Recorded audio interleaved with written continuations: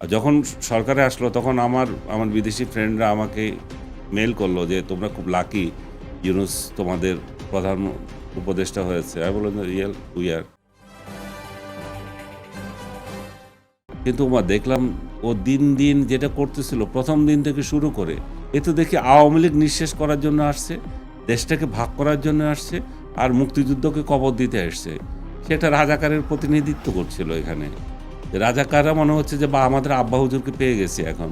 এবং যেভাবে মব সংস্কৃতি দেশের মধ্যে চালু হয়েছিল, যেভাবে তরুণদেরকে সে বিভ্রান্ত করেছে, তরুণরা আজকে নোংরা ভাষায় কথা বলে, একজন আরেকজনকে কীভাবে আক্রমণ করে, অথচ এই আন্দোলনে তাদের কত ভূমিকা ছিল এবং তারা কোথায় যেতে পারত। আজকে নেপালের উদাহরণ দিচ্ছে অনেকে, তারা রাষ্ট্র ক্ষমতায় চলে গেছে। এরা কেন পারলো না? এরা পারলো না ইউনূসের জন্য।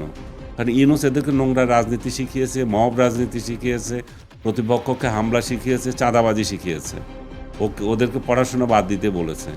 ওদেরকে সে নিজেই বলতো যে তোমরা কি দেখছো না, তোমার বাড়িতে তোমার গ্রামে কি এরকম স্বৈরাচারের দোষর নাই, এগুলোকে দেখো না তোমরা? চিন্তা করে দেখেন, রাষ্ট্র ক্ষমতায় বসে মবগিরি করছে এবং নিজের আখের গোছানো সবটুকু করছে। কত হীন জঘন্য!